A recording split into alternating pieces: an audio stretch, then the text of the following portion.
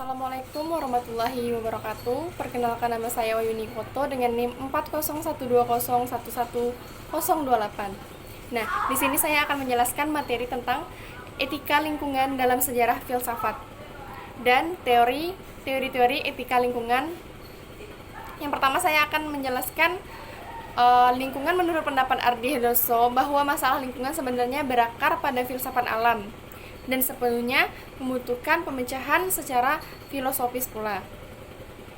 Etika lingkungan pada filsafat barat rupanya tidak selalu mendukung apa yang masih menjadi asumsi dasar etika lingkungan. Refleksi tentang alam sudah muncul sejak filsuf dari Miletus, yaitu Thales, Anaximander, dan Anaxagoras. Bahkan dalam mencari Arkes, mereka menjadi alam sebagai unsur dasarnya.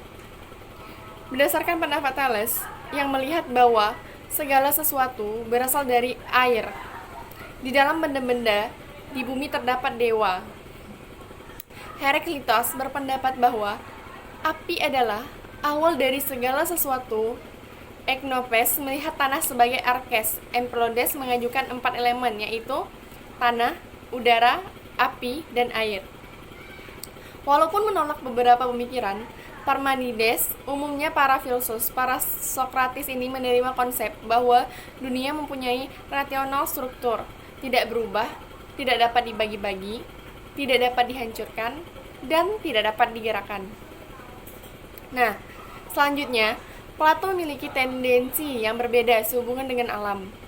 Dalam menafsirkannya, alam material hanyalah berpartisipasi pada dunia ide. Maka, dunia pengalaman yang real sebenarnya tidak nyata. Pemikiran tersebut di atas kembali dimungkinkan oleh Platinos. Nah, di sini Platinos beranggapan bahwa dunia dan manusia merupakan emanasi dari jiwa, sedangkan jiwa itu merupakan emanasi dari roh, dan roh itu merupakan emanasi pertama dari yang satu. Dunia karena bersatu karena dirasuki oleh jiwa dunia sebagai emanasi dari jiwa. Dunia dan manusia dibedakan, akan tetapi pada dasarnya semuanya diresapi oleh daya dan sinar yang sumber yang sama, yaitu yang satu. Engage Hagroff, seorang environmentalis, berpendapat bahwa para filsuf Yunani mempunyai beberapa pengaruh negatif pada etika lingkungan, yaitu perkembangan perspektif ekologi melemahkan wawasan estetik terhadap dunia natural dan menyebabkan ide pelestarian alam secara konseptual sulit dilakukan, bahkan tidak mungkin. Nah, tentang perspektif ekologi, konsep filsafat Yunani bahwa alam bersifat konstan dan tidak berubah rupanya harus berhadapan dengan realita yang diangkat oleh etika lingkungan, bahwa alam itu bersifat impermanen. Berarti dapat dikatakan bahwa berubah ke suatu kondisi yang lebih buruk. Perbedaan ini sebenarnya berasal dari titik berangkat yang berbeda. Filsafat Yunani memandang alam bukan secara empiris dan material. Bahkan idera tidak bisa dipercayai untuk bisa melihat alam secara penuh. Air dalam pemikiran Thales bukanlah air sebagai air yang mempunyai fungsi positif dalam seluruh ekosistem, tetapi menunjuk pada suatu elemen di mana metafisik yang menjadi dasar segala sesuatu.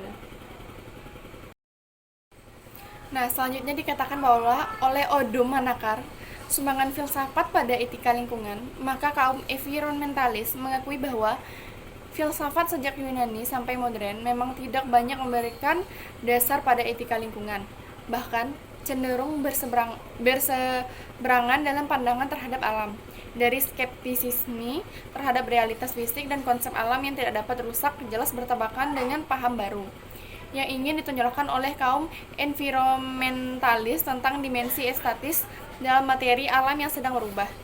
Filsafat sosial dan politis pun tidak menyentuh sisi pelestarian alam ini.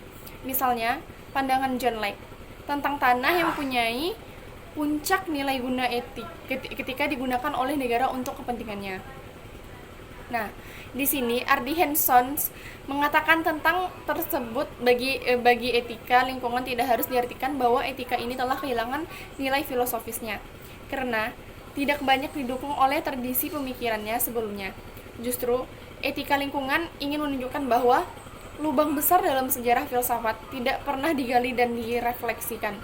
Lubang besar itu bagi kaum environmentalis ditunjuk dalam sikap manusia yang merasa sebagai raja atas seluruh ekosistem yang secara menyedihkan telah menyebabkan ekosistem pelan-pelan kehilangan nilai estetisnya dan melulu menjadi objek kepentingan manusia.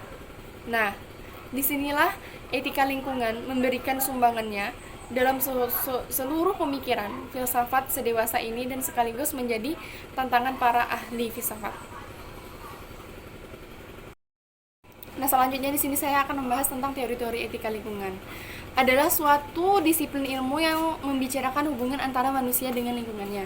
Juga tidak terlepas dari perhatiannya terhadap status moral makhluk hidup dan tidak hidup. Sebagai sebuah disiplin ilmu tersendiri, teori etika lingkungan sangat berkembang di negara-negara barat. Hal ini dikarenakan isu-isu lingkungan sudah sangat vokal terdengar dan bahaya dari kerusakan lingkungan juga telah dirasakan oleh kebanyakan manusia di dunia ini. Sebagai etika terapan, maka disiplin ini memberikan harapan bagi perbaikan lingkungan dari aspek moral manusia yang diwajibkan memelihara totalitas ekosistem jagat raya. Nah, di sini manusia juga menjadi bagian integral yang tidak mungkin dipisahkan dari disiplin ilmu etika lingkungan baru dikenal di dunia keilmuan. Namun, etika sebagai bidang filsafat yang membicarakan tentang tindakan baik dan buruk sama tuanya dengan filsafat itu sendiri. Seperti yang dikatakan sebagai berikut. Etika umurnya sama tua dengan filsafat. Sebagai filsafat moral, menawarkan studi kritis tanggung jawab manusia terhadap alam antara lain konsep, teori, prinsip, dan metode analisisnya. Namun, etika lingkungan umurnya sangat muda. Oleh karena itu, filsafat moral ini sangat diuji sebagai strategi untuk menerapkan konsep lingkungan dan strategi menerapkan filsafat moral untuk isu lingkungan. Sekarang, filsafat lingkungan sedang diuji secara ontologis dan aksiologis. Apakah keberadaannya dapat menjawab etika yang kemudian bermetamorfosis menjadi etika lingkungan? Maka embrionya dari etika lingkungan lokal yang berkembang pada kebudayaan masyarakat tradisional dan aslinya di seluruh dunia. Nah, telah bertahan dalam jangka waktu lama. Di Indonesia, etika lingkungan pada kebudayaan masyarakat tradisional sudah lama berkembang sebagai upaya kreatif suatu suku bangsa mempertahankan ekosistem di daerahnya. Di negara-negara barat, benih-benih pemikiran etika lingkungan telah dirintis oleh tokoh pemerhenti lingkungan seperti Henry David Thoreau, George Muir, dan Aldo Neples juga Ernest Dave. Berkaitan dengan pengertian yang sangat mendasar tentang filsafat moral, maka Calicot mengatakan etika lingkungan sebagai suatu subjek disiplin ilmu tersendiri muncul pada awal 1970-an sebagai tanggapan atas situasi tahun 1960-an. Ketika orang tiba-tiba sadar bahwa peradaban industrial telah mengakibatkan krisis lingkungan.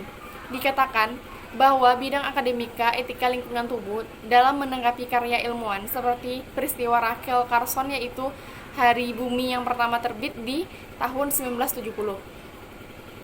Ketika lingkungan mulai mendesak para ahli filsafat untuk mempertimbangkan aspek filosofis masalah lingkungan.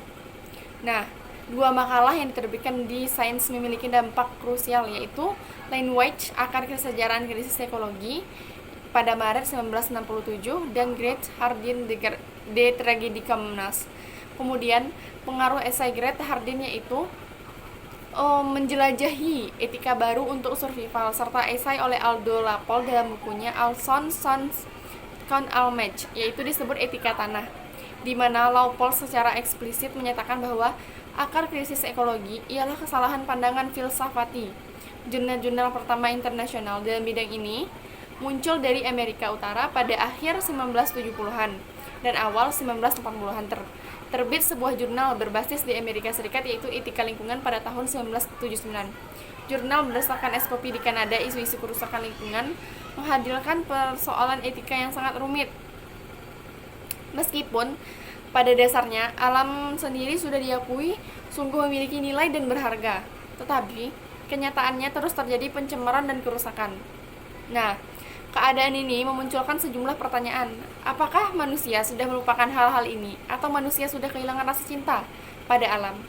Nah, bagaimanakah sesungguhnya manusia memahami alam dan bagaimana cara menggunakannya? Perhatikan saja pada isu lingkungan juga memunculkan pertanyaan tentang bagaimana keterkaitan dan realisasi dengan generasi yang akan datang.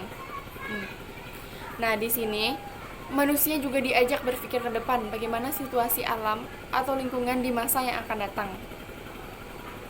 Manusia akan menyadari bahwa relasi dalam generasi akan datang yang memang tidak dapat timbal balik. Karena ada teori etika lingkungan yang secara khusus memberi bobot pertimbangan pada kepentingan generasi mendatang. Nah, dalam membahas isu lingkungan aktual, para penganut ultirarianisme secara khusus memandang generasi yang akan datang dipengaruhi oleh yang dilakukan sekarang. Apapun yang dilakukan pada alam akan mempengaruhi mereka. Pernyataan ini turut bermuncul beberapa pendapat tentang etika lingkungan dengan kekhususannya. Nah, dalam pendekatannya terhadap alam dan lingkungan. Mungkin sampai di sini presentasi yang dapat saya sampaikan. Wabillahi taufiq wal hidayah. Assalamualaikum warahmatullahi wabarakatuh.